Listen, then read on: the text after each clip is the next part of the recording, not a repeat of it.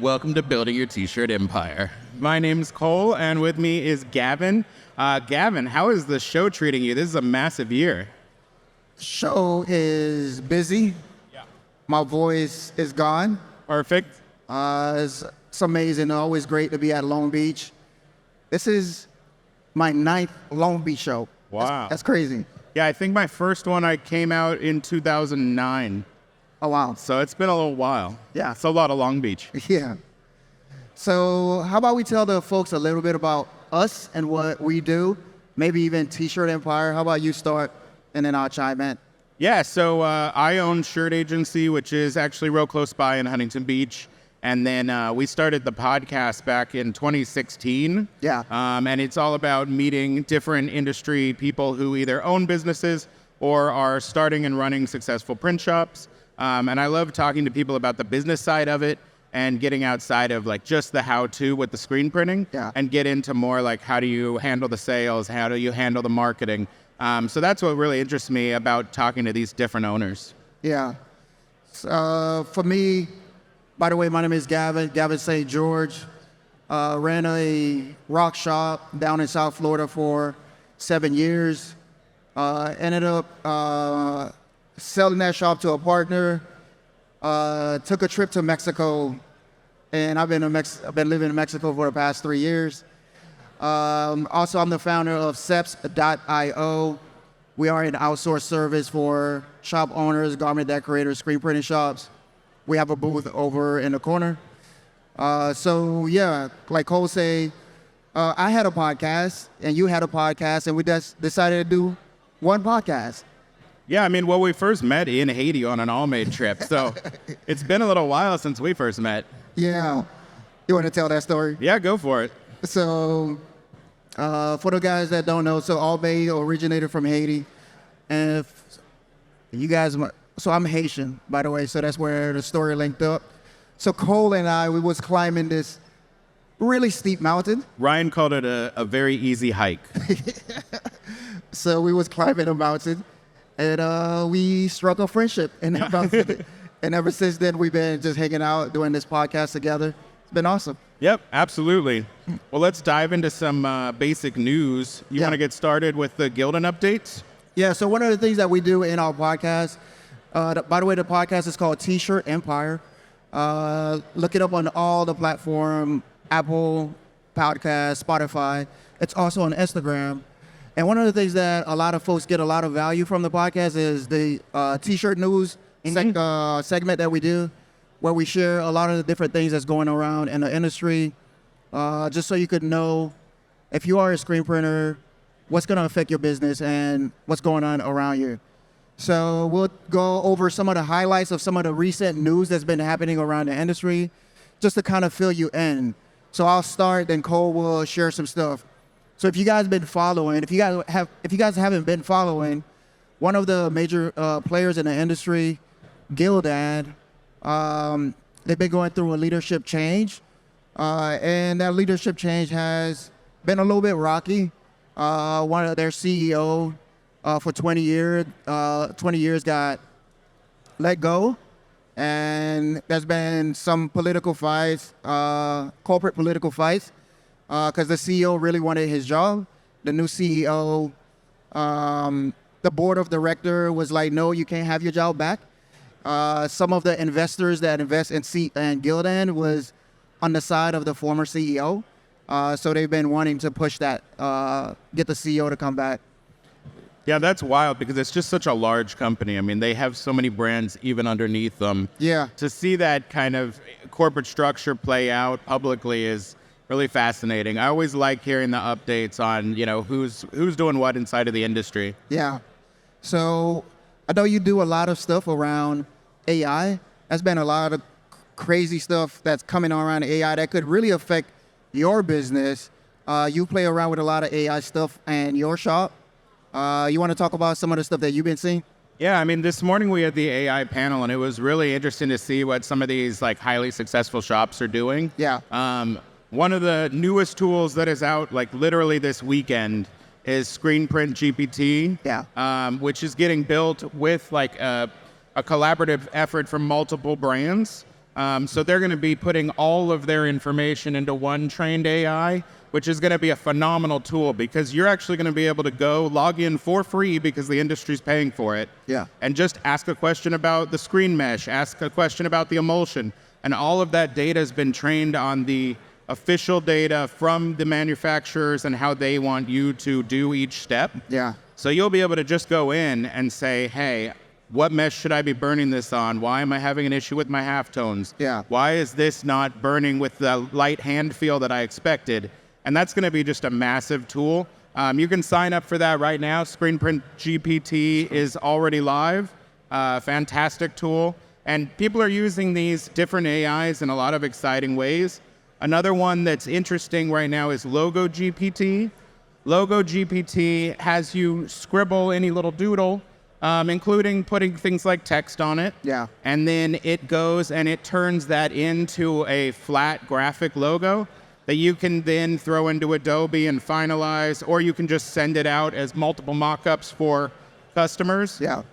And it's incredible to check out these tools just using something as simple as ChatGPT, which is now on everyone's phone or in any web browser. Yeah. So it's really cool to see these things start to grow and to see them get used inside of your business, not necessarily to replace someone's job, but instead to enhance the people that are already working for you. Yeah. So when they're there and they're outputting 10 different art options in the same amount of time that it would take them to do part of one, it just means that your customer is going to get a far better experience, and you're going to be able to output things without that same level of just commitment and focus, but the final product has improved. Yeah.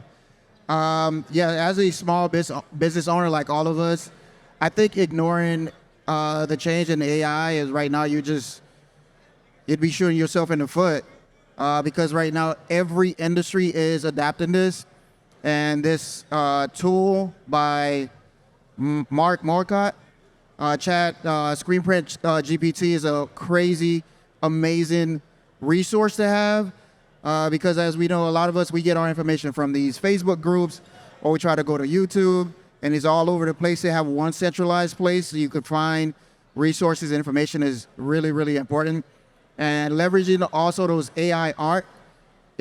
Look, I have an art agency and we leverage it. So you should definitely leverage it yourself. If you could do it yourself, if not, you could partner up with somebody like us that we could help you out. So definitely super important that you're looking around, looking at adjacent industries, see what they're doing with the AI, like these different AI tools. There's a whole marketplace right now that's inside of ChatGPT that you could go and just like search to see what is available, what other people are doing that you could just leverage right away and save yourself a whole bunch of time. I mean, another cool tool set that has been recently updated is if you're using Zapier, which gives you those API connections so that, for example, Printavo will now talk to your Slack channel, which will talk to your Trello. Yeah. Before you had to actually like learn the steps, figure out what you wanted to do, but they integrated AI right around the 1st of December. So now you can describe an automation that you can dream up of, and you don't necessarily have to have the skills to connect them anymore. Yeah. So once you've done your login for something like a Printavo or your login for something like your Trello, you can now have an activation where your schedule is automatically creating cards, and your customers can get an update. When you move the card from one to another, they automatically get an email. And you're not necessarily having to think in your head, okay, I have to remind them they can pick up the job. It's just that you've made an automation that speeds up your back-end workflow. Yeah. And all of that is just getting unbelievably easy to set up because the AI is doing a lot of the heavy lifting. Yeah. We've talked about a couple other really, really cool stories. You mentioned this story about, I think, Disney or Mickey Mouse. Let's talk a little bit about that, how screen printers could start to leverage Disney. Like right now, you literally could start selling Disney's art without getting into trouble. Yeah, it finally happened that Mickey Mouse fell out of the copyright. So only since January 1st have you been able to use the Steamboat Willie version of Mickey. So no colors and no voice. But you can just grab that Mickey face and start throwing it on merch. They're putting out a Mickey Mouse horror movie. And so it's interesting as things fall out of copyright, what we can do with them to be creative within our own spaces. I'm sure that there are some people that will do kind of cheap merch around it. Yeah. But it is fun to actually twist it and manipulate it and use it in fun ways. So as those copyrights expire on some of these classic characters, Yeah. it'll be fun to see how people play with them. Yeah. So it's very, very specific. You cannot use Mickey Mouse with colors. No colors, no voice, not even no white gloves. He didn't have white gloves. All right. So you have to be super careful, but you could start using one of the most iconic brand ever to start making money, and you could start selling that. That's crazy. Yeah, it's pretty fun stuff. Yeah. So tell us about what's happening with Custom Ink, because I saw a lot of that stuff in the news also. Yeah. Seems like they've had some shakeups. So Custom Ink is one of the biggest, actually, marketplace for people to just buy custom T-shirts in the U.S. Right. So Custom Ink really grew their business by leveraging marketing and sales. They are really good at marketing and sales, and they had a big footprint as well on just production. They had production shops all over the U.S., but they are now pretty much getting outside of production. They're not going to be doing production anymore. They closed down 3 of their factories. Factory that was located some in Texas, a couple more throughout the United States. Nearly 500 people has been let go. So Custom Ink is moving more to a model where they're going to be doing sales and marketing, which is what they're good at. So a lot of shop owners, what I always say is like, the power of you is always, you have that direct relationship with your customer, where say a big corporation or a company that's driven by money that they get from investors, they may not have that relationship. So that's crazy. That's a big company that everybody knows is going through that. They are making a big shift in their like business model to get away from production, outsource a lot of the work that they used to do. Maybe you could pick up some of the work that they used to do, because they have a big outsource program where they will team up with other screen printers throughout the country. Yeah, I mean, it's interesting to see how people are changing their minimums and stuff for the screen printing and the new DTF options. Yeah. And obviously this show, everyone's been talking about DTF solutions. Either you're going to someone like a Supercolor and having them ordered in, or you're doing something that you're getting the actual printing items like put into your shop and having to make them yourself. I saw a machine earlier that was actually only $20,000, but it was doing 300 prints per hour, and you could theoretically run it 24 hours a day. Yeah. So the actual cost of the equipment's come downstream quite a bit. I wonder what you've been seeing with the screen printing versus DTF thing. I mean, looking at the Rock booth, things like the Impress have been really interesting, because I'm seeing shops who are saying that they're raising their minimum to 200 plus units, and then everything below it is DTF. Yeah. You've been seeing the same thing? So I've been out of the shop environment for about a year now, but from what I'm hearing from like our customers that we service, they are doing a lot more just digital printing.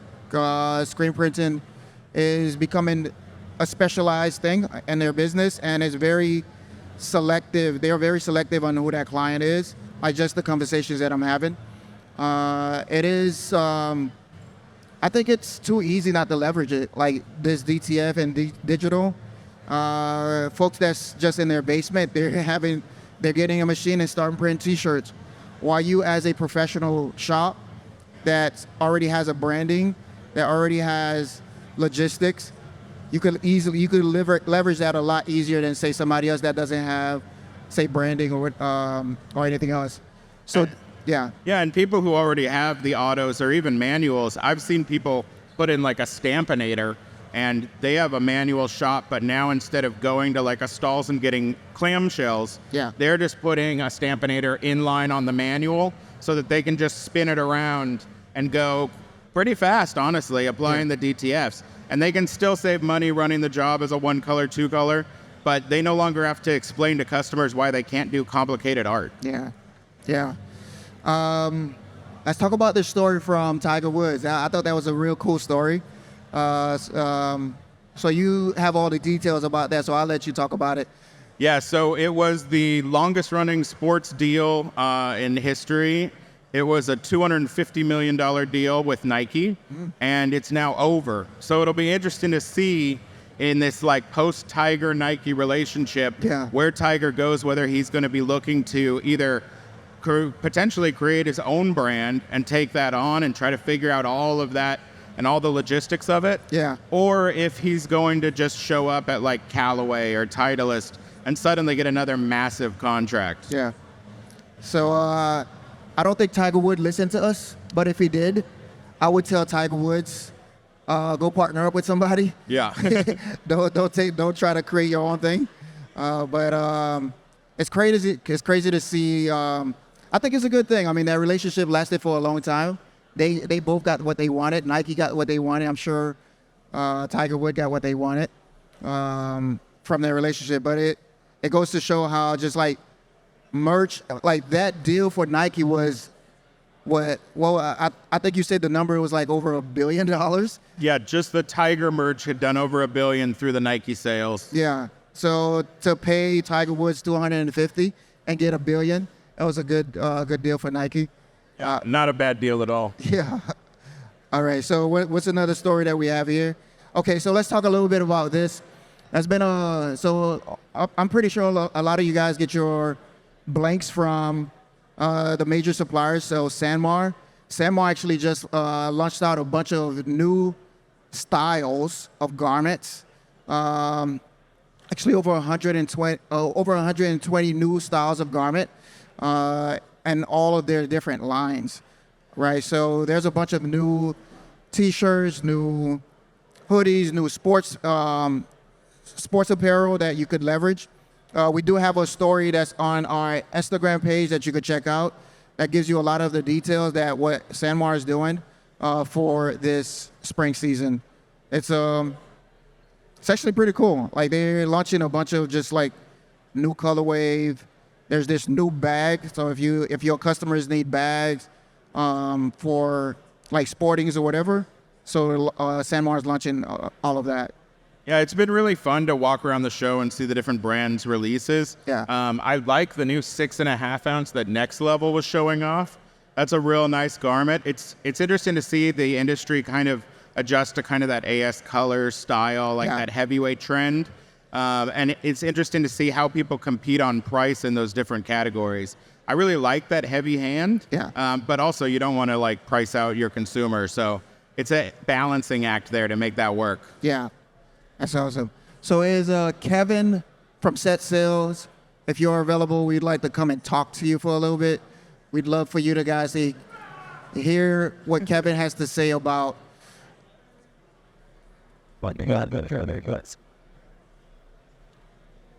Howard. Hello. Yeah. Howdy. How's the show treating you? It's been good. Tell us a little bit about chaos, but good. Yeah, it's a lot of talking. Yeah, I love it though. I love it. Tell us a little bit about what Set Sales does and some of the people you've been working with. Yeah, so I work direct one-on-one and consult with screen print shops and help them with all things sales. So maybe it's sales process, maybe it's messaging, maybe it's outbound outreach strategies. I'm helping them sell more to current customers, sell more to net new clients. Yeah. So I know a lot of folks here, they're looking at the machines and the press. They're looking to grow. They're looking to grow over their production side. And a lot of us, we're thinking like, man, let's get press so we're going to get, that press is going to drive a lot of the money, right? But for you, like on the sales side, what do you think a shop should be thinking about when they're putting a lot of their focus and energy towards getting this piece of equipment?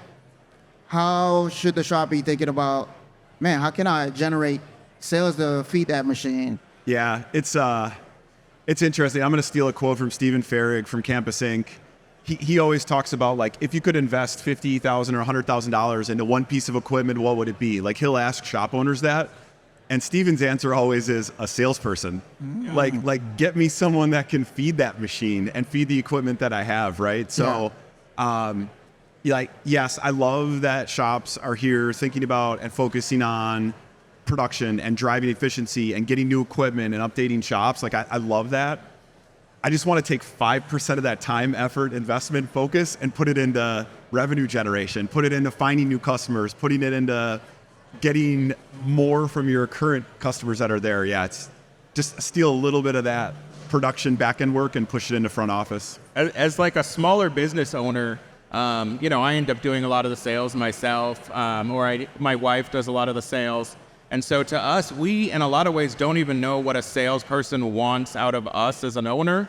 And when we approach a salesperson as a new hire, what is it that they would be wanting out of the relationship? How would we structure commission to be fair to both of us? What do you think the expectations are there when you're making that first 1 or 2 sales hires? Yeah, it's interesting. Like, very few shops in our industry have like sales leaders or a sales manager. It's like all the salespeople will roll up to the shop owner, or it's the shop owner doing the sales, and that's it. That's the salesperson.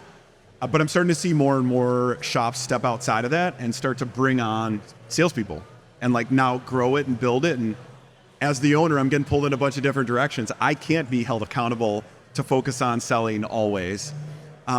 So to answer the second part of your question, like what do they want? What do they really care about? And commission is a huge, or comp overall is a huge piece of that. What I see from a comp perspective, I've seen a lot of shops try to just do 100% commission. Like, let them come in, sell, eat what they kill, and they can take that. I haven't seen those plans work. In my opinion, it's got to be a base salary that they're comfortable with, plus a variable pay, commission-based pay. And I think the amount of commission and the amount of money that they should make should be tied to the role or what they're doing. For example, if I'm going outbound, finding all net new business, that's the hard part of sales, right? I should be earning a higher commission percentage than someone that's fielding inbound inquiries and people that are, they've already done business with us, they got referred, they're saying, hey, I want a quote for shirts. Should we commission them? Probably, but it's definitely going to be a lesser percent than someone going outbound and finding net new business. You got a follow up there? Well, I'm just wondering, how would you, know that you're not wasting your time with that person who is doing the outbound sales? Because obviously you're not going to have a giant new client in the first 2 weeks, but 2 months in, 3 months in, what kind of results do you think are realistic at what kind of salary base? Yeah, I want to do an analysis of this in our industry. Like, I work with a lot of shops and help them build comp plans, but there really hasn't been like this industry-wide analysis. So I'm actually talking to the guys I made to see if we can figure that out. Like, what do people pay on average, salary base and then commission structure? The timing, like, there's got to be that ramp, right? Especially if they don't know the industry. You got to give them a little bit of ramp time to learn the business, start to build that customer base, start to do the outreach. What I've seen, I'm just thinking about like some of the shops that I've worked with. It kind of depends on the geography, right? If you're in a big city, way different than a rural area. But I usually will see like 40 to 50K base salary for a decent experienced salesperson, and then maybe like 20, 30K of variable, like commission based. So maybe like 60-40 base to commission. In my opinion, it should be a percentage tied to revenue. A lot of shops try to tie it to gross profit and margin, which I think it's hard. Like, how do you just pull out cost of goods sold, or how do you figure out the margin really easily as a salesperson and as a shop owner and not have it be a bunch of operational work? And as a salesperson, I want to be excited about every deal that I'm quoting and be really easily able to calculate the amount of commission that I'm going to make on that deal. So I think it should be that split. I also don't find enough shops focused on like what are the KPIs and structure that they should be tied to. So for example, if I know that they can bring in like $40,000 to $50,000 of revenue, or that's what I want them to, and they've grown and they've built that up, that's their quota. Like, they should earn commission off of hitting quota. And if they go above and beyond that quota, instead of giving them 3% of revenue, if they're at 120%, let's give them 4% of revenue. And if they hit 150%, let's give them 5% of revenue, whatever that works out to be. But we should always be incentivizing and driving the behaviors that we want to see in terms of more money, more commission, more incentive. And do you believe in bringing in like the experienced salesperson who is probably more expensive, but they have the connections, they have the industry? Or do you believe in training up a sales team to do it your way within your own system? Like, perfect world scenario, you already have someone that knows the decorated apparel industry that could come in and just crush it day one. The likelihood of that, in my opinion and experience, is super low. Finding someone that's not happy with where they're at the shop, that are still really good and like can drive net new business, finding that like perfect person, super hard to find. I don't think it's a necessity to hire people with experience in our industry. I would much rather look for people that have experience in growing a new book of business, not relying on a marketing team, not relying on, this huge name in the industry. I want someone that's worked for a small business, that can grind it out, that doesn't need their hand held, that can go in and build business. Like, that's what I'm looking for in a sales hire. Yeah. So I think one of the trickiest part when you hire, especially sales, because a lot of us, we're doing the sales, but like, I don't think our mind is like actually prepped for it. I think the training part, when you bring somebody on, is tough. And at least for me, it was tough to just like, what is step one? What is phase one? What is phase two? What is phase three? Like, just to get them to like fully grasp what you're trying to do.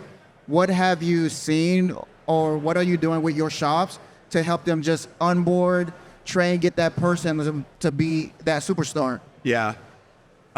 Two things. One, there should be like a 30, 60, 90-day plan. Like, there's got to be this like onboarding structure built. You can't just say, come on in and say, hey, follow Gavin. He knows what he's doing. Like, follow him around the shop.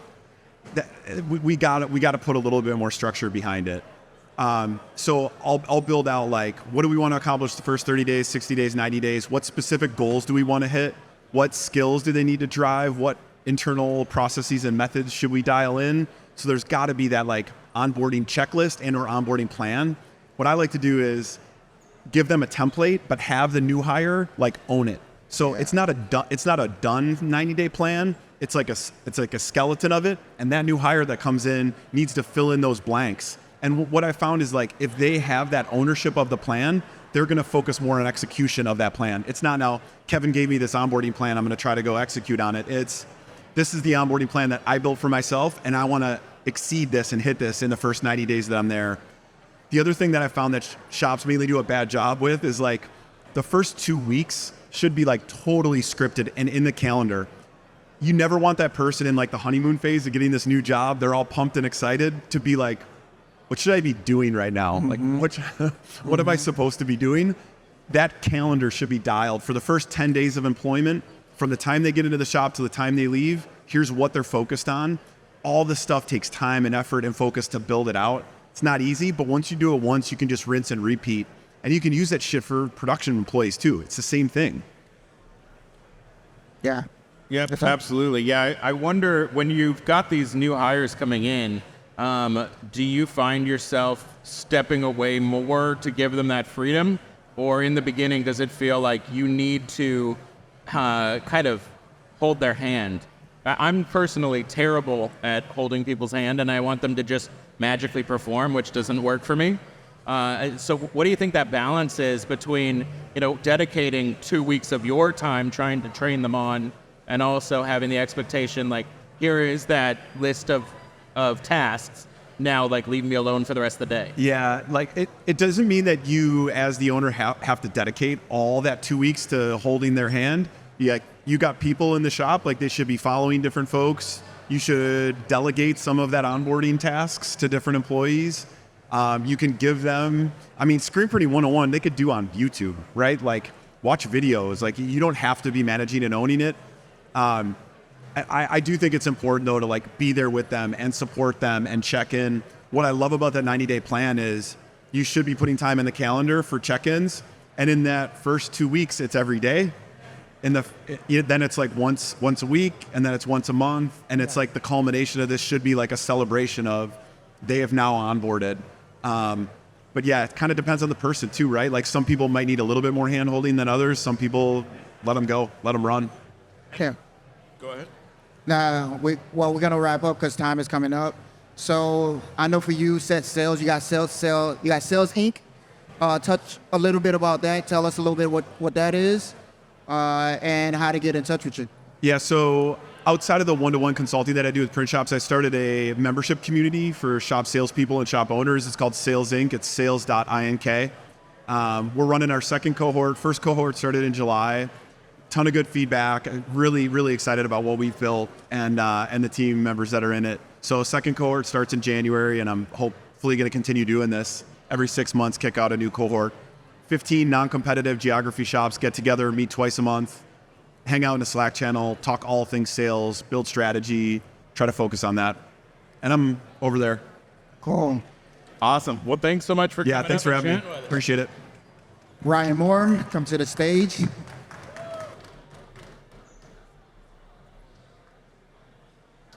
Yeah, I definitely feel like It's that hot. sales pipeline It's is hot. critical to like figuring Kevin, you're out hot. how to fill the shop.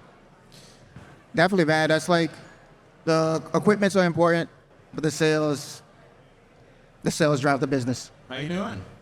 What's happening? I don't mean you to leave you hanging over there, Gav, but this is my good side, so Oh. it came down. And this is where Kevin was sitting, so. Yeah. There you go. How's it going so far, guys? How's the show? Good. It's been exciting to see all the new equipment. I want to just like run down rock equipment with you, like seeing what you guys came out with. It's been a huge year for new releases, right? Yeah, it's been a long time coming. Rock has not released. The last thing that we released was the Next. Mm-hmm. And then some folding editions and things of that nature, but 4 new products in this year and 5, I believe. It's been a good year. Good thing.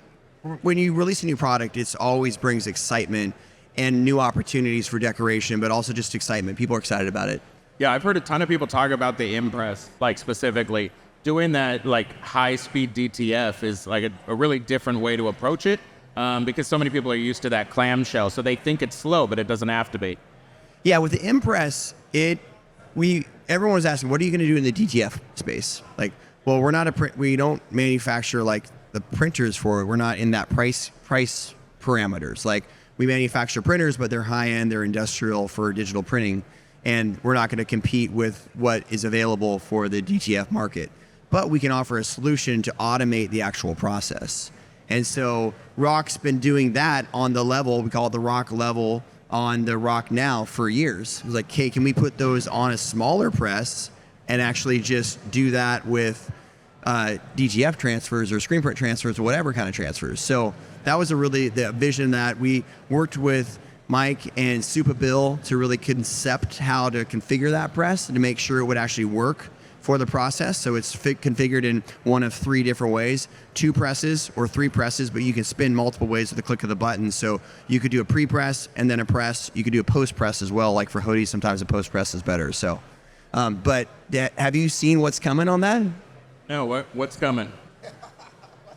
What if there was a way for you to, without touching it, automatically load the transfer and with a vacuum and then peel the transfer? So you would need one operator to do 500 an hour. Wow. I have video. Yeah? I have video. We need a screen, apparently. It's top secret. When do you think you're going to be showing that kind of stuff off? That will be probably the next round of trade shows. Oh, wow.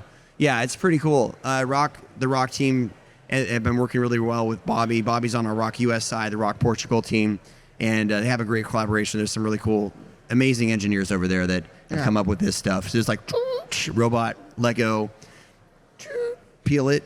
Is that going to be something that you can like later on add on to your Impress? I do not know the answer to that question. Yes, maybe. To see if it's in line or That's not. a definite maybe. Oh, John says yes. Oh, John okay, says yes. awesome. Oh, wow. So buy today and then upgrade. Buy today and then upgrade. Absolutely. Well, tell me about the massive digital inline oval you got over there. That thing is just a beast, and the prints that are coming out of it are beautiful.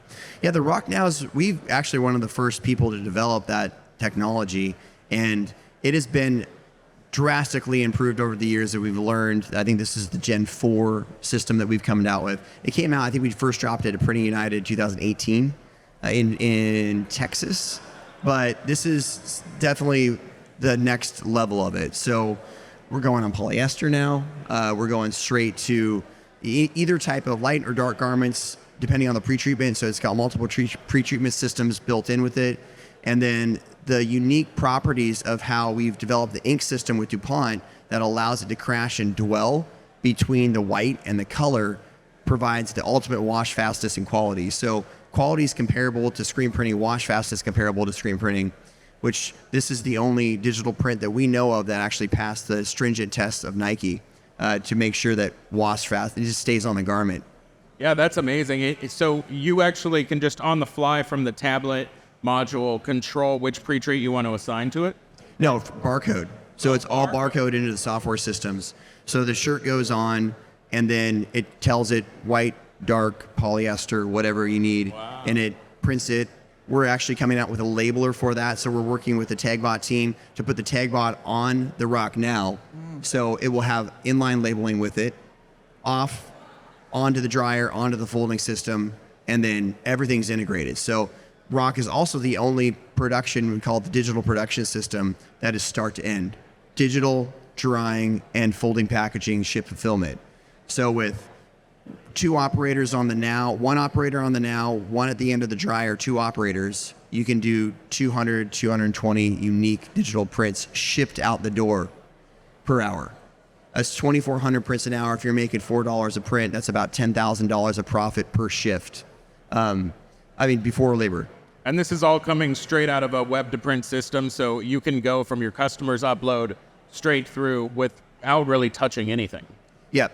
And obviously, I think that one of the hardest parts of the web-to-print direct print-on-demand market is that software integration. Yeah. You're going to spend millions of dollars developing that or buying it and integrating it.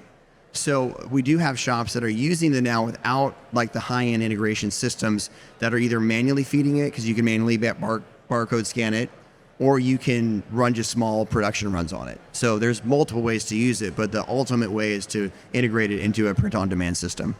That's amazing. Yeah, it's incredible to see the technology evolve. And having it just be like the infinite solution to all of your orders is so much nicer than necessarily dealing with the, trying to handle your screens or whatever. When you do have like that white ink base, is it a water-based ink that was developed with DuPont, or is there something else inside of it for washability?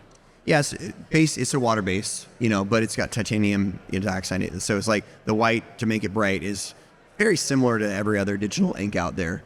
Just the technology, we actually print a clear binder in with the ink, so we're printing additional something that no one else prints, and that's what gives it the additional wash fastness.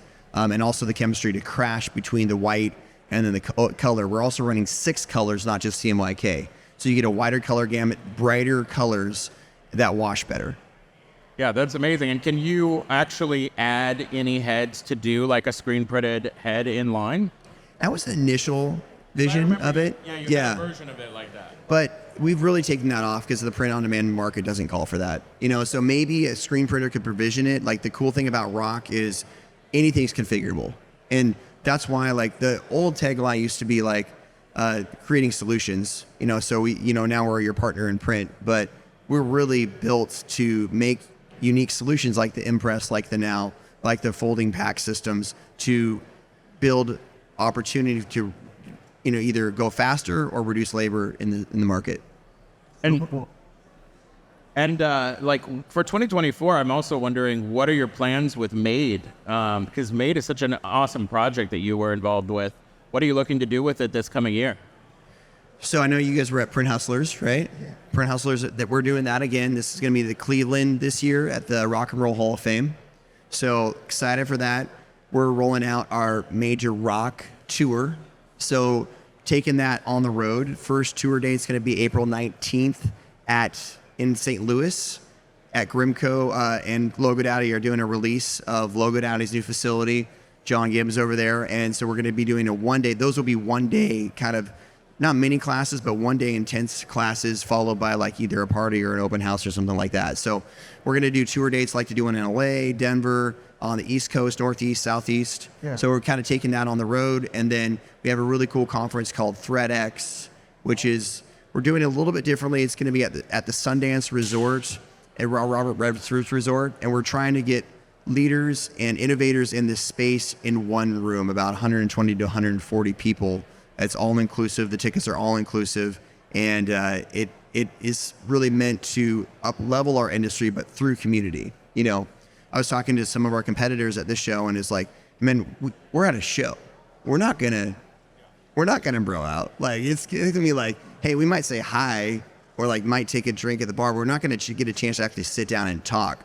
if we go to a neutral space, you know, the CEO from Sanmar, the CEO from S&S can actually sit down and have a conversation that they're not going to have at a trade. They're probably never going to have, you know, and so, but if they did, what good things could come out of that for everyone else? Yeah, that sounds incredible. I'd love to see that. I think one of the things that tied us together was the All Made project. I'd love to hear what updates that's going on with All Made, what new development that's happening there, and are we ever gonna do a race together again? Hey, we'll race you anytime. We were running this morning. Where were you at? Unite Together was running this morning. We'll do that every year now. Saturday morning, Long Beach. My feet hurt, by the way. Okay. So I'll race you in the pool anytime, Gavin. Oh. Gavin smoked me up a mountain in Haiti. We did a race, and it wasn't even a race. It was me watching Gavin run up a mountain. So. But no, All Made is, we're over 20 products, 20 unique products now. We just launched 4 new products. My most exciting is our first non-tri-blend, non-fashion fit shirt. It's our heavyweight. It's a 6-ounce boxier, kind of like Los Angeles, you know, Gildan Hammer tee, bigger fit style. That's made 100% of recycled. So we take ring spun recycled, and we take some cutting room ring spun, and we take the fluff off we've been to the factories, right? The fluff off the knitting machines. That is that like kind of white powdery cloud stuff, looks like cotton candy. And so even though it's a carded open end shirt, it is a really, really soft, great printable shirt. So, and then the fact that it's not a fashion fit is really cool. Yeah. It's cool. Awesome. Well, thanks so much for updating us on all the millions of projects you got going on. I'm sure Rockfest is going to be starting in like, an hour, so you probably have a little bit to do. Yeah, we got Rockfest starting here. Very excited to see Eve 6 play. You should have seen the litany of bands that me and Ross went through to get Eve 6, because we were like, okay, these guys are out of our budget. Guess how much Floggy Molly wants to play? Like, you know, Floggy Molly? 40 grand. No. 200 grand. Whoa. Yeah. Really? Like, you guys are good, but like, Wow, that's a lot. Wow, like that's a lot. Like, I don't know if we're doing that. And so Eve 6, they're starting to record new songs and stuff like that. So they wanted to get out. They gave us a great, you know, offer to do this show, and really excited. I've never seen them live. Yeah, I've never seen them live either. I'm excited. They're a fun band. Yeah, we used to like listen to our first tour. We put in their CD, Kaleidoscope, I think, came out, and we listened to that CD the entire tour. And so know those songs by heart. It's going to be fun. Yeah, it's going to be an awesome night. I'm excited about it. You guys always throw great What's parties. Eve 6? Want to put your tender heart in a blender. Okay. Cool. And my band's playing with excited. Brandon. Yeah. We just did our sound check. Didn't sound horrible. What time are you guys going to go on? Like 6:30ish. I think 6:45, 6:30, between there. Awesome. Well, thanks so much for chatting with us. Thank you guys. Keep it up on the news. Bringing the latest trends, the latest breaking news to the industry. I really like that about your show, and it's really cool to see the two of you relationship blossom, and keep it up. Awesome. Thank you. Thank you. Yeah. I'm good. So bad.